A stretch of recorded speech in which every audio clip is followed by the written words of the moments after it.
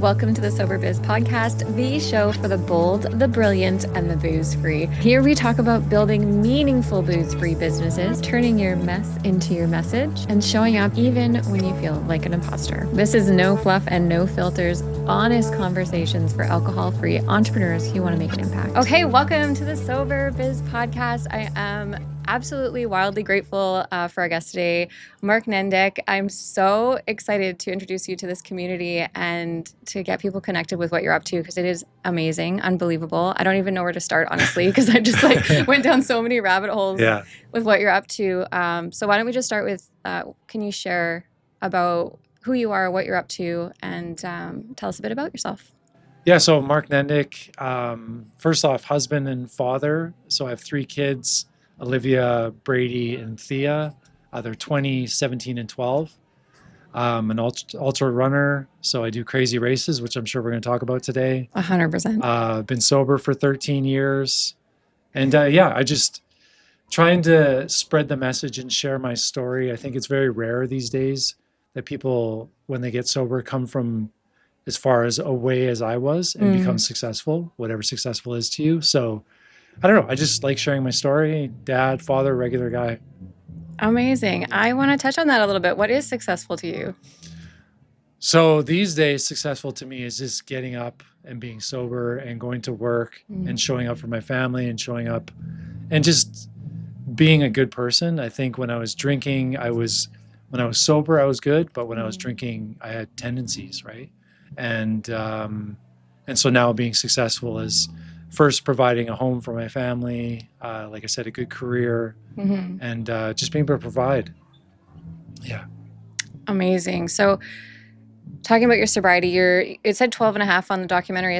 You're still around there? Is it 13 now? 13 years. 13 years. Yeah. Wow. Congratulations. Thank you. Amazing. So what was that moment that made you want to give up alcohol? Can you take us back to that? Yeah, it was pretty crazy, to be honest. So I'm not a classic, what would you call an alcoholic, I would say. I'm more of a binge drinker. And it's funny, I had to Google, is binge drinking a form of alcoholism? And it turns out it is. And so what I would do is when I wouldn't drink every day, but when I did, 2 out of 5 times were a runaway. And when I mean runaway, like we're drinking until everything is gone. And people are like, I want to go home. And I'm like, I still want to keep going.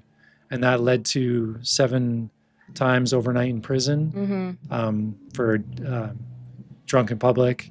That led to fist fights. That led to so much destruction. And the last time I drank, I play rugby. This is just like a men's league rugby. We had a rugby game. And after rugby, we have a social. So everyone gets together and drinks, of course. And so for me, and for a lot of people in addiction, they have triggers. So for me, it was a camaraderie of rugby. Yeah. The getting together of a group of people, and we started drinking. And when we decided to go to the bar after, and we were drinking outside the bar, and you can't do that, obviously. And someone called, and they said, "Okay, you guys need to go." And I decided it was not time to go. I went into the bar and got arrested and thrown in the drunk tank.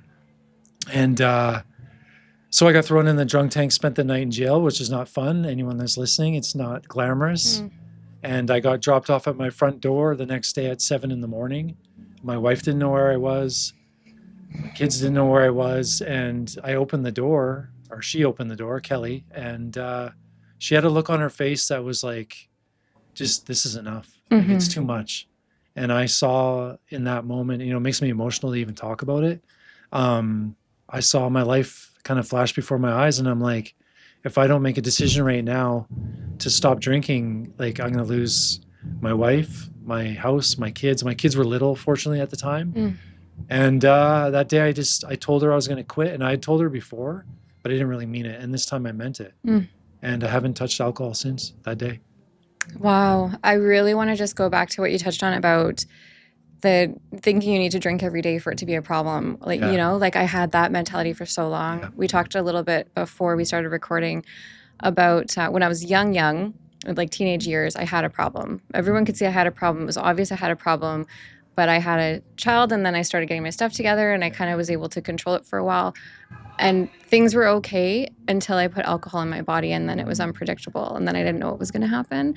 And I didn't know that was addiction for so long. Yeah, me too. Yeah.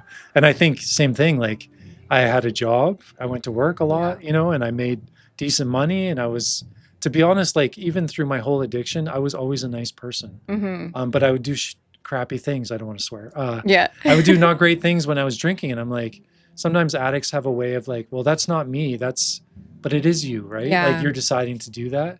And so I was functioning, but then I would have like a Friday night and then it would turn into a runaway and then, spending amount of money. And so, again, like I would be able to function and be like, I'm okay. It's not that big of a deal. But it kept escalating to the like you get arrested or you get, bad things happen. But then it got to like this point where it's like, okay, this is not sustainable anymore.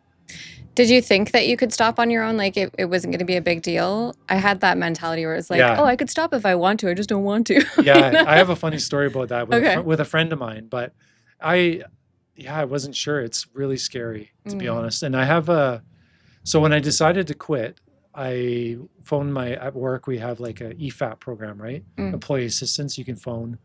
And I said, I'm going to do whatever I can because I'm helpless. I really didn't know what to do. And I went and saw the counselor, and he told me, you won't be able to do it on your own. It was a bad experience. And I never went back to that guy. And I said, in my mind, I'm like, you know what? I am going to do it on my own. And I've done it on my own, cold turkey. I've obviously done therapy, and hopefully we can touch on that. But I definitely didn't think I could do it on my own. And if I didn't have my wife, Kelly, to support me and my family and a few key people, I wouldn't be here with you right now, for sure. So did they think that you needed like in person? Treatment. Treatment? Yeah. Yeah, I mean, I should have went to treatment. If I'm being honest, I wish I did. Okay. And I'm kind of sad I didn't get to go to treatment, to be honest, because I think, I get that too. Yeah, I think like 2 months or 6 weeks of like, okay, just go get your stuff together. You're going to be in a safe environment. You can speak to a counselor. You can work out. And I didn't get that. Like I just quit. And then I had to go back to work. People pay really good money to take that kind of time off and work on themselves. So I kind of wish someone was like, you know what, Mark, go to treatment. I would have been like, cool. But I didn't. And like, so the thing is with life is like life carries on. It doesn't really care if you have problems. You just have to keep showing up. So I quit drinking and then I had to go to work. And I had my wife at the time, she worked with the community policing office where we live. And so her coworkers were the police that arrested me. Oh, no. So you can imagine the shame she felt on Monday morning. I put her through that where they're like, are you okay? Like your husband, this is what he did. And it was just the one thing I don't miss about like being sober. The best thing I would say is just the lack of shame. Yes. And guilt. And I felt, because I feel like I'm a good person and I would do these bad things. And then I would wake up and check my phone. Who did I text or what did I ruin? And then I had to repair all that stuff and the shame and guilt. And now I wake up and like, if I make a bad decision, I made it. Yeah. And I can live with that, Yeah. And I remember in addiction just feeling like there's no way I can be forgiven for these things. Yeah. Like I'd have that shame constantly. And the hangover was really, really bad. But then the guilt hangover was like just devastating. And then I would need another drink because I'm like, I can't live with myself, 100%. Yeah. Yeah, I get that. Okay, so what brought you to your knees and you started going and getting help and getting counseling? Yeah. So then when did ultra marathon running come into play? How did we get from there to there? Yeah, so there's a lot of, I would say, addicts and people dealing with stuff in ultra marathon, but It didn't start off as ultra marathon. So my running career, it started before I quit drinking, to be honest. I was like, when I was younger, I was really fit. I was a good athlete, should have played college sports. And then once I left home, I had a traumatic childhood. It wasn't all bad, but there was some things going on. And so once I got out of the house, I just went crazy and started drinking and partying I went on like a 7-year run. And I think most people do like a 2-year run. I went till it wasn't cool anymore. And so my friend has this event, her brother died of cancer. And so they created a run, the Strawn Hartley Legacy Foundation. And my wife's a great athlete. She ran it. And I was pushing our stroller with our daughter, drinking Frappuccino. I was like 265 pounds. Wow. In high school, I was 175. And I was like, man, I need to get in shape. Like, this is crazy. And so I slowly started the process of trying to get healthy. And then with running, 5K, 10K, half marathon, marathon. So ultra marathon, for people that don't know, starts at 50 kilometers Okay. and goes up from there. So a lot of people get confused. Mm-hmm. Ultra marathon is 50 kilometers and higher. So I started with 50 and I was like, this is cool. And then, you go from 50 to 100 kilometers. I did the death race. Okay. That was the first film. What is a death race? So the death race is in Grande Cache, Alberta. It's a very famous ultra marathon. And it's the first ultra marathon I did that was like over 100 kilometers. So it's 118 kilometers. I think there's 16,000 feet of elevation gains, a lot of climbing. Wow. And I went there, and that's where I'm sure we're going to talk about the films, but that's the first one we filmed. And I did that one, and I barely finished it, but I got it done, and I was hooked. Because I was like, so I coined a phrase, I don't even know, but we call it an adventure bender. So like, so in my past life, if I go on a bender, right, Friday night, Saturday night, Sunday night, back to work on Monday. Well, an adventure bender is like, these races take a few days. And so I go there, I'm completely sober. I don't sleep, I run, I do all the same things. Okay. But at the end of it, I haven't fought anyone, I haven't hurt anyone, I didn't spend all my money, none of my relationships are ruined. So it's almost like a great substitute for that. It's about the only time in my life where I feel completely free. Wow. That same feeling of like, you've mentioned before, like after when my anxiety was out of control, it would take 6 drinks. That seemed to be my number. And I had 6 drinks, and then finally I felt like myself. Yeah. And it's like, I could be free. I could joke and not worry about all the stuff I was worried about. And so when I do ultra and get into a race, that's about the only thing I've found where I can feel the same feeling I have when I was drinking or whatever I was doing and not hurt anybody. Wow. Yeah. That is incredible. Oh, I've got so much I want to get into. So did that, I feel like I go on business benders, honestly. Yeah. Trust me, I can do a bender on just about anything. Yeah, right. Like I've done food benders. I've done, I can, when you're an addict, like one thing I want to say is, and make it clear, I don't know if everyone knows this, but like once you're an addict, I think you're always an addict. Yeah. And I think like when you say I quit, typically we transfer it to a different thing. And some of them are more healthy than others. So I would probably say I'm addicted to running. And some people would say like, well, you're just addicted to running. I'm like, you know what? I'm not. Like, I'm not killing anybody. I'm not hurting anybody. So I need, the reason I love ultra marathon is because you have to be very structured with your training if you want to finish. So I like the structure. I have to get certain things done. I follow a program. I have to eat a certain way. And so that structure for someone who's a freaking maniac, if I'm left to my own devices, works really well for me. 100%. I think the more structure we have, almost the more free we are, because then you're not spending so much time trying to think about like, what's the right next thing to do? What am I doing with blah, blah, blah. It's just like, this is what's in front of me, complete the next task. And it frees my mind up when I can get to those points to have structure for other things. I think an idle mind is the devil's playground. Yeah. Really. And especially for people like you and I think. Yeah. If I have too much time to think, it can get weird. Yeah. Not so much anymore. Like I'm pretty far out of it. But even now, I can be at work and like have some idle time and be like, man, I miss doing that. I miss doing this. Yeah. And so if I keep myself structured and on point, it seems to work well. You talked about creating a documentary with your first run. So what gave you the inspiration to start documenting these things? Like what was behind that? Yeah, it was an interesting thing. Like I had been doing social media and I do run coaching and I've worked with over 500 people individually. And I also do corporate wellness. And so I've been on social media for a while, and my friend Jessie works at a running store that I'm sponsored by, Runner Soul and Kamloops. Oh, cool. So I met Jessie there, and one day she mentioned her boyfriend was a filmmaker.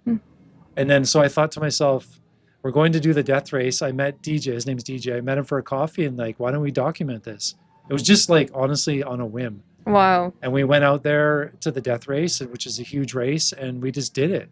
He followed me around. We kind of winged it and we got it done, and it turned out amazing. He's a really talented guy.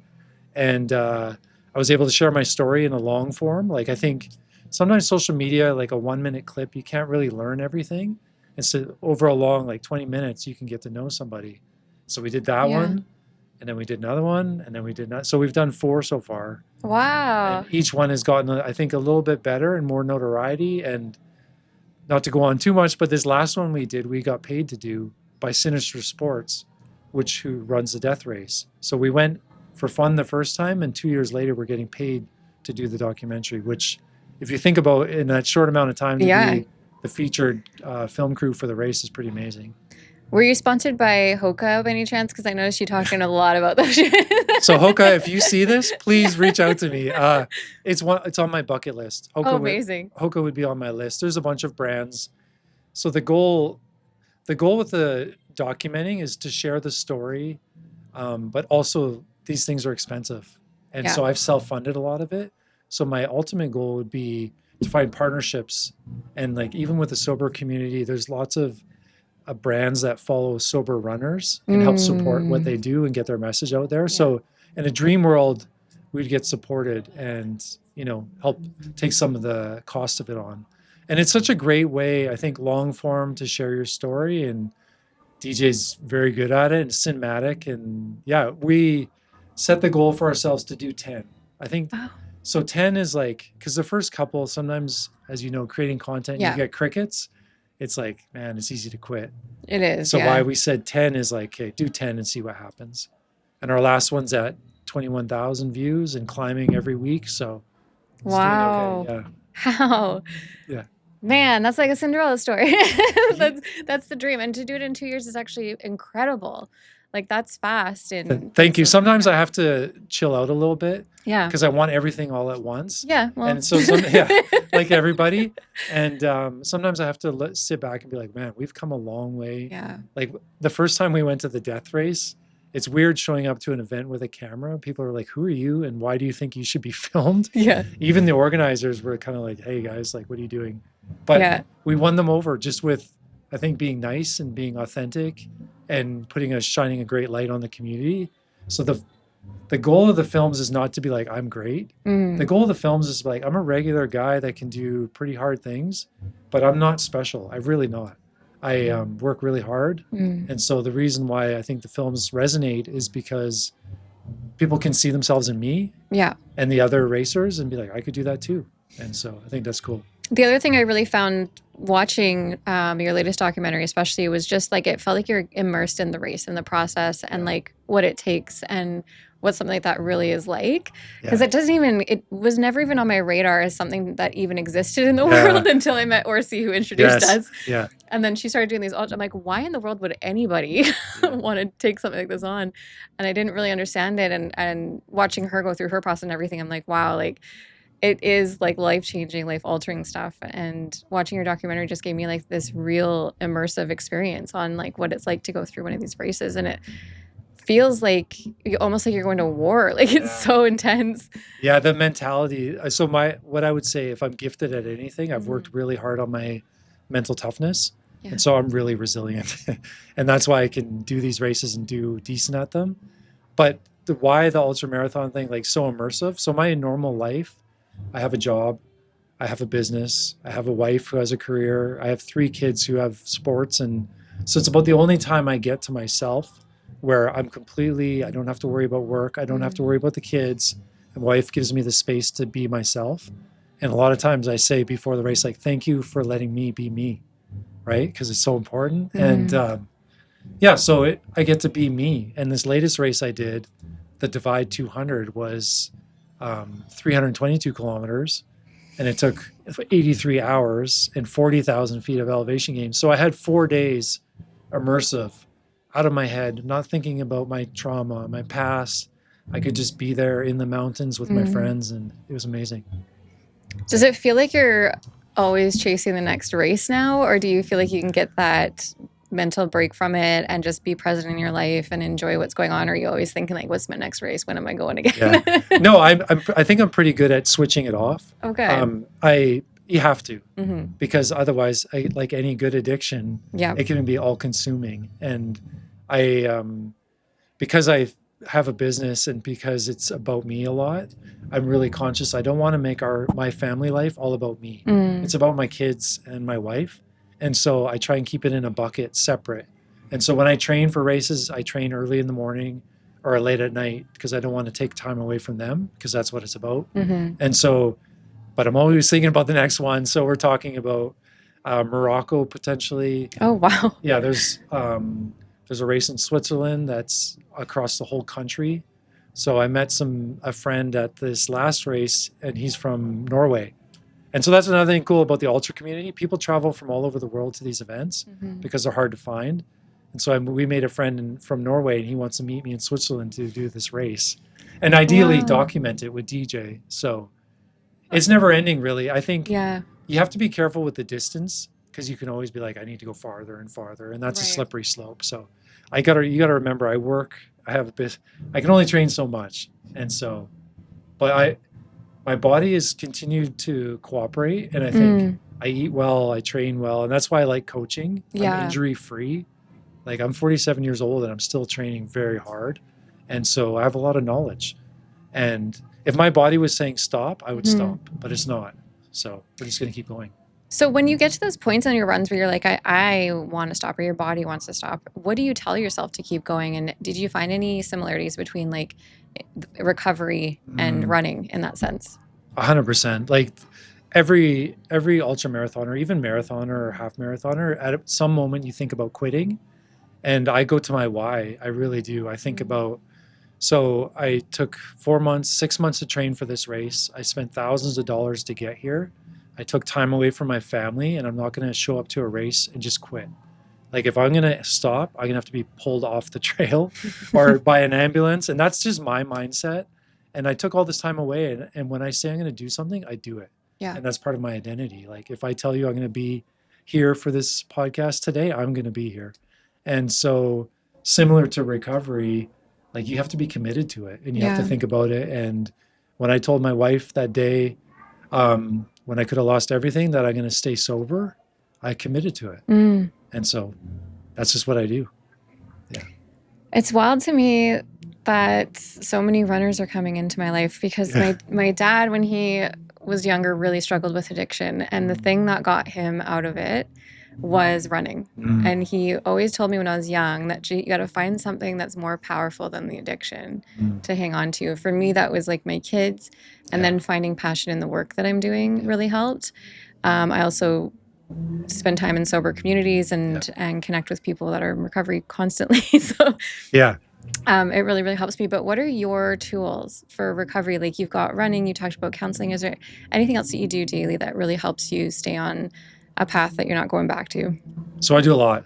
Okay. And this is all evolved over time. And something that I think about, like in my childhood, my dad wasn't very present. And so I never really had a male role model. And so something that I've learned is like, you can learn about what it's like to be a good father, either from other people, from books or podcasts. And so I've just found resources that because I want to be that's my number one thing. I want to be a good dad and a good husband. And so I want to role model that. So I read books. So back to what I do. I typically run every day. I journal daily. I think that's a really good tool. I think, and I also, have struggled with pretty bad anxiety disorder when I was younger. And so when you're an anxious person, sometimes you have runaway thoughts. Yeah. And so one thing I learned in therapy was, if you're having a runaway thought, write it out and see if it makes sense. And when you write it out and it's like, so-and-so looked at me weird yesterday, and I think they're mad at me. And it's like, you write it out and they're like, so-and-so's not thinking about you. They don't really care. And so once you write it out, I think that's a good tool. What else do I do daily? I mean, what I could say is like, what's your perfect day? Right. What does your perfect day look like? So when I run in the morning, or lift weights or do yoga, whatever you want to do in the morning, it takes the edge off. And I feel like a lot of people are going through life, they wake up, they feel bad, and then they just drink coffee and go to work. Right. You haven't dispelled any of that negative energy. So I think if you can get it out physically or on paper, then you're going to work in a better headspace. I see people go to work and they're just reactionary all day. So as soon as something bad happens, you're like, oh, great, another bad day. Well, I like to control my reality. And so the more things I can do to control how I feel, regardless of how everyone else feels, works for me. And so I find my perfect day and I just freaking do it every day. And so even before I came to this podcast, like I want to talk about health and sobriety. So I went for a run. I did all my things so I could be projecting that into what we're talking about. And so that's just how I live, honestly. Yeah. So you feel like the mornings though are really the reset Key. for the day? I think like people will say I'm not a morning person. So Right. what I would recommend, like a tool, I would say if you're not a morning person, like just do 10 minutes earlier to start. Right. And then 20 minutes and then 30 minutes. And like all of a sudden you have another life. Mhm. And so I can get up at 4, I can get up at 3 in the morning and do what I have to do. I don't, but I can get, it's a little crazy, but like typically I can get up at 5 in the morning and do my run, and people think you're crazy, but it's taken a long time. Like I've done this 13 years. This is not an overnight success thing. This has been like, again, reading books and trying stuff. Not Yeah. everything works, right? So Yeah. trial and error. But I think win the morning, you win the day, honestly. Really. I noticed in your coaching packages, you had kind of different tiers. And so there's someone who's just like wanting to change their lifestyle, and then up to the ultra marathon runners, right? So for those people that just want to get started, they're not really sure what to do you have like a quick win you can give a listener that might be in that space where they're like, I know I need to change. Yeah. Maybe it's me, I don't know. But Well, if you're asking for yourself, Yeah. that's fair. No, trust me. So one thing that is great and sucks about the internet is so much information. Yeah.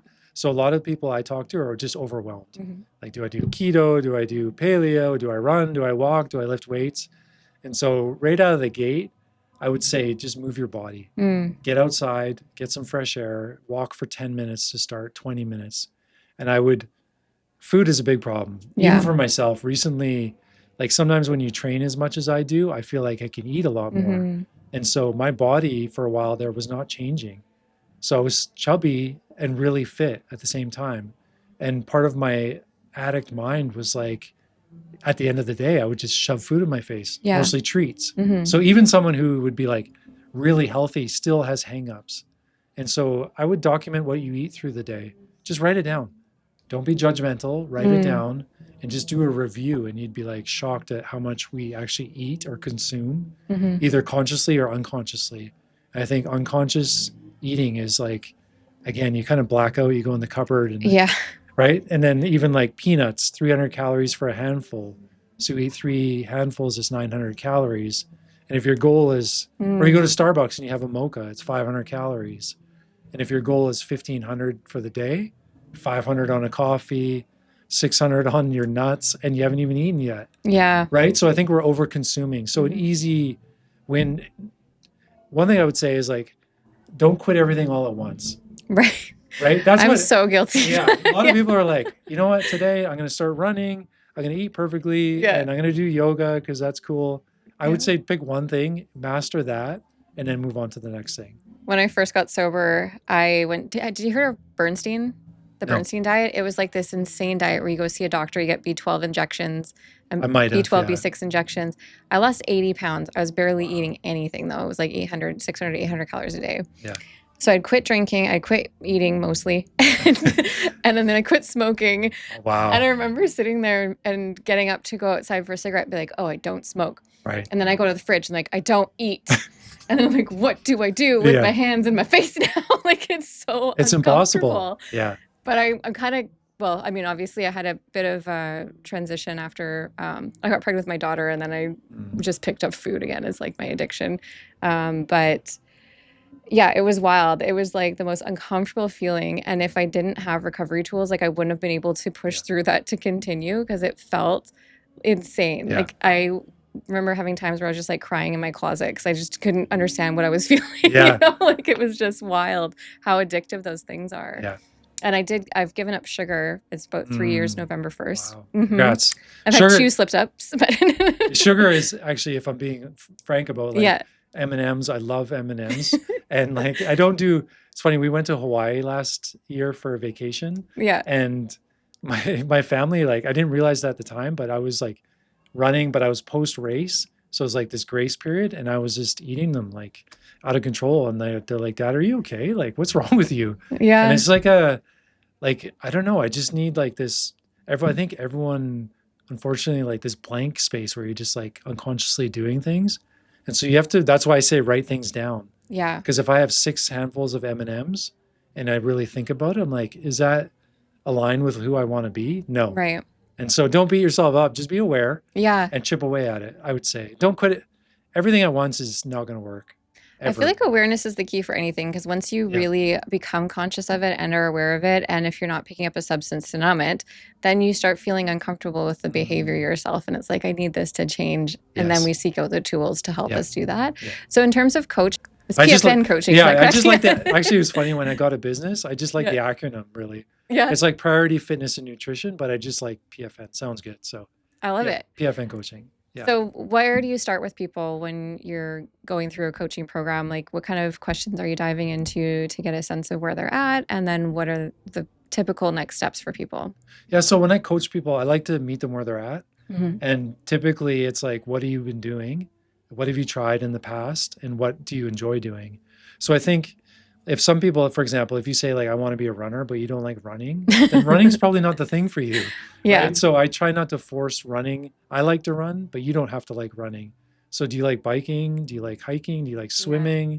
Do you like to be with your friends in a yoga class? Like, I think anything to stick with it, you have to like it first. Mm-hmm. And so first off, do you like it? And then we track your food for a week, because I don't think you can do fitness or nutrition separately. Unfortunately, I think they're combined. You can do one or the other to start, but I think to ultimately get where you want to go, you have to do both. And so, okay, because I've heard mixed things on that. There's some advice out there that's like, if you're going to start a fitness thing, don't worry about your diet right now, because you're going to get really hungry. Yeah, yeah. And then there's some people that tell you like, focus on your food first, lose the weight, and then start working out, so that you're not working out with as much mass and you can actually see your progress. Right. Where do you fall on that? You think they just go hand in hand? I think they go to be honest, they go hand in hand. And I think with the food, again, I think it's more important to start just eliminating, like not change your whole diet. I think just find out the low hanging fruit is like, what are you doing? So is it the Starbucks? Is it the chips after dinner? Is it sugar? So if we can slowly start peeling those away one at a time, and then you start moving your body. So you're getting the positive benefits of being outside and moving your body, which feels endorphins, all the good things, right? All the good feelings. And then if I exercise in the morning, do I want to destroy it with food later? So there's a little bit of guilt that goes with that. Yeah. So you can self-sabotage yourself by exercising and then eating more. Right. So, but the thing with food is like, don't get real strict right out of the gate. Just the low-hanging fruit, like I said, is the things that you're making mistakes with. Recognize what you're making mistakes with and adjust. So I gave up gluten and sugar around the same time. I was almost like no flour at all whatsoever for a while, but it was working really well for me. And then I started making these like adjustments, and I was like, I can have gluten-free flour, and I can have a gluten-free pizza. And then it was like, I can have a gluten-free pizza at 11 p.m. because I'm feeling uncomfortable. Yeah. And like slowly all the progress I had made, my first 2 years, I lost 50 pounds. And then like slowly the progress I'm making is going backwards. And I was going through a really difficult time, but I found like even with these strict things that feel impossible for most people to not eat sugar or gluten, like even with that, I'm able to sabotage myself. I'm able to like eat unhealthy ways and like undo my progress. What do you have in terms of advice for someone that's sitting there and they're doing the thing, like they're on the path, they know what to do, they've got the tools, and then that life thing hits them and they're just like, this is the closest, easiest, convenient way I know I can. What I've noticed is I stuff myself so full that I can't feel the feelings. To me, it sounds like drinking. Yeah, it is. To be honest, right? It's just a different way of doing it. Yeah. And I think it's important to try and think about why you want to lose the weight. Yeah. First off, like get a little bit deeper. Is it to look good? Is it to feel good? Or is it because insecurity? Like, what's the real reason why we're doing the things we're doing? Yeah. And if we can unpeel, that's where like therapy, I've done cognitive behavioral therapy. I had a breakthrough with inner child work. Oh, I've heard really good things. Yeah. So I know this is a bit off what you're talking about, but I had like burnout. I was going through burnout. I'd working this real hard contract. Anyways, I went to the therapist and I was like, I need help. And, we had some sessions, we weren't really making progress. And then she started doing inner therapy or inner child therapy. And she said to me, okay, Mark, picture the youngest moment you can remember in your life and how did you feel? And I looked and I had this picture of myself. I was like 9 years old and I was like, I felt scared, vulnerable, and just like really out of control. I started bawling in this lady's office, like because it released so much. And then, so the idea with inner child therapy, and I know it sounds a little woo woo, but you can heal yourself with yourself so that I can talk to that 9-year-old version of myself and be like, you're going to be okay. And I can love you and I can care for you and I can tell you you're great and I'm proud of you. Because sometimes we wait for other people, like you wait for your mom or your dad to say, I'm so proud of you. And it's never coming. And so if you could do that to yourself and heal yourself, how powerful is that? So we're not relying on outside sources to heal ourselves.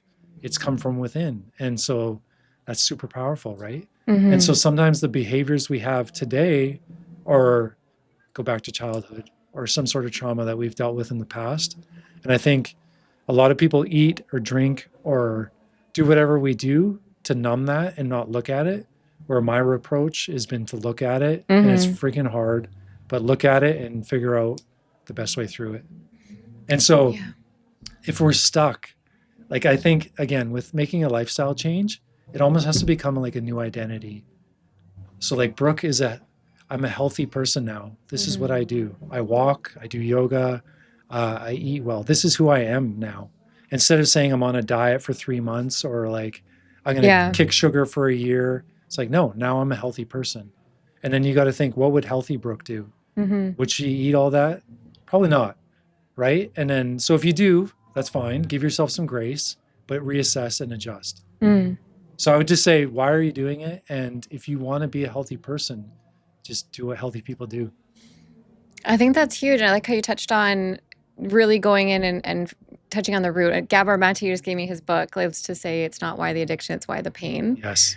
So that's what that reminded me of, like going back and really looking at where is this pain coming from? What am I numbing? Where is this? Getting help, getting counseling, like you mentioned. And then working on your identity, like who do I want to become? Because I feel like so many people are just jumping to the identity piece and they're like, this is what I do. I do my sprints where I'm like, okay, I'm going to be this new person. I got my manifestation board ready to go. I've got I bought a new pair of shoes that are for running, all these things. And I change everything overnight and I make it about 3 weeks. And then I'm like, burnt out and back to what I was doing before. Slowly, usually it just starts tapering off. I make one exception after another and then I'm back to where I started. But I love how you said deal with that pain first, get in there and figure that out. Otherwise there's that thermometer analogy. It's like wherever your thermometer is set is where you go back to. So really fixing that thermometer. Well, I think another thing I've heard a lot of is when things get tough, you fall back on your habits. So what are your habits at the root? And so for me, if I have a really tough day or wife and I are not getting along or work is hard, what do I fall back to? Well, I run, I journal, I eat well. I do have a bunch of tools. I have a very big toolkit now. Yeah. And if I'm really struggling, I'll call my therapist and be like, hey, I need to come see you for a refresher. And I'm not ashamed to do that. I will do that because I want to be who I want to be. And I don't care what it takes to get there. I will do it. And so I've been coaching for 10 years. Wow. And I've seen so many times people they get excited. It gets hard inevitably. And then you're at a tipping point. Do I keep moving forward or do I fall back? A lot of times people fall back. And as a coach, it's really hard to watch because there's a point of no return where it's like, there's not much I can, if it's like quitting drinking, right? Yeah. Kelly asked me to quit drinking for years until the only time I quit was when I decided I wanted to quit. Yeah. And that was it. You're ready for that identity shift. Yeah. And really so if you want to be, and I'd love to coach you, to be honest. Okay. I would love to help you in any way I can. And I just, like I said, just think about who you want to be and what your end goal is. And I think that. Okay, Mark, let's dive into business, the business side of coaching. So did you have any business experience before you jumped into your coaching, or did it kind of just organically grow out of what you were doing? Yeah, so no experience, if I'm being frank. And I've made every mistake you could possibly make as an entrepreneur. I think we all do. Yeah. But so basically when I when I started getting healthy and I lost like 60 pounds and I became a runner and I was like, you know what? And I sober and I'm like, I've figured something out here and I want to share it with other people. So I took a trip to Las Vegas and got a certification, which was like, I have a regular job, right? And so again, Kelly's like, okay, you go do what you need to do. And then I got my certification in nutrition coaching and I went to my friend and I'm like, hey, I got the certification. Can I help you? And she said, yes. And I was like, wow, I made a transaction. So I guess I have a business, right? Yeah. And so it just started with one person and then another person. I've done group coaching, like group fitness. I've also done something I'm really passionate about is corporate wellness, which I still do today. So the idea is going into a business or organization and do preventative health instead of reactionary health. So a lot of businesses, what they do is like, you work, you get stressed, and then you go on a leave. Well, that costs the company a lot of money. Yeah. And then they lose an employee, they have to hire someone else. So what I like to do is go into an organization and be like, let's start drinking water, let's start walking, let's do group fitness together. What are some tools to de-stress? And so I go in for like 12 weeks with these organizations, and then people start, like, so is very, like, business, having employees is very competitive, right? So for a business owner, what a competitive edge is to tell your employees you care about them by saying, you know what, your health is important to me. Here's this program. And the good thing for the employees is paid for by the organization. And then I come in and smile and try and make everyone happy. It's all volunteer, like whoever wants to do it.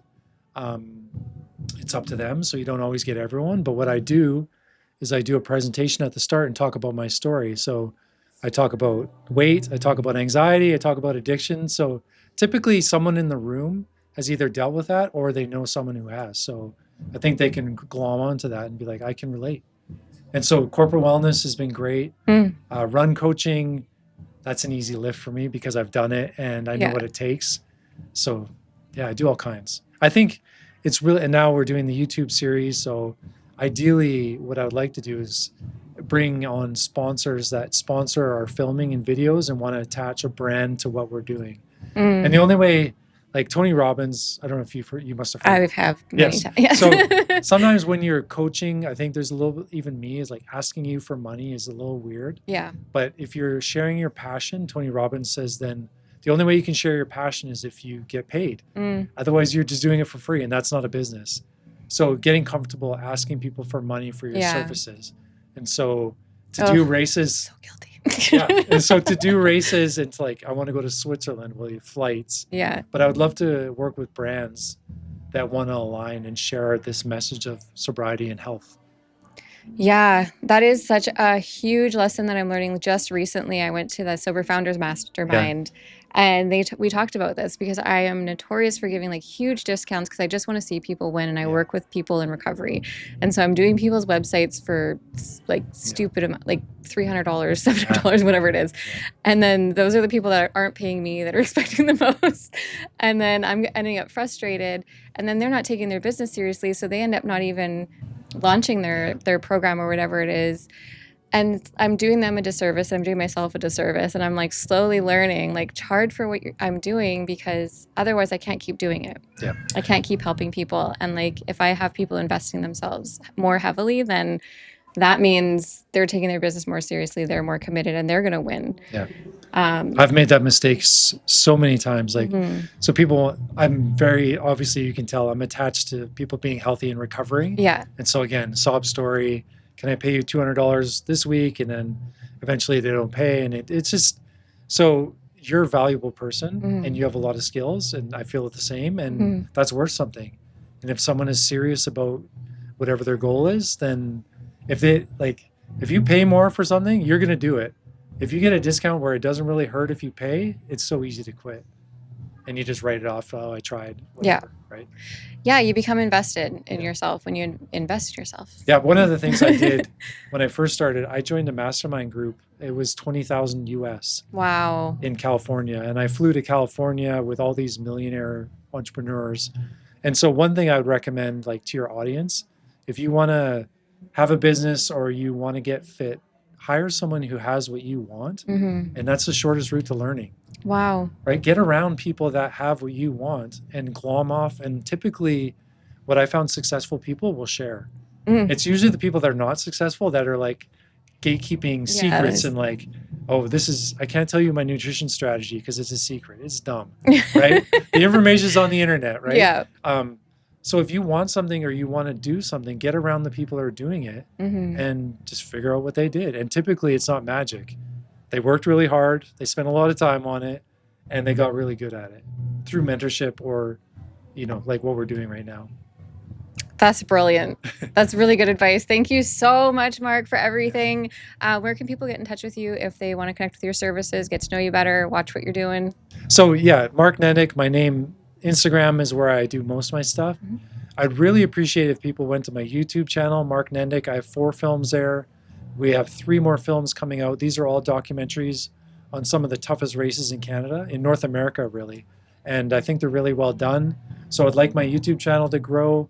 And if you're struggling, just send me a message and just say, hey, what would you do? It doesn't cost anything. I like talking to people. So just reach out and connect.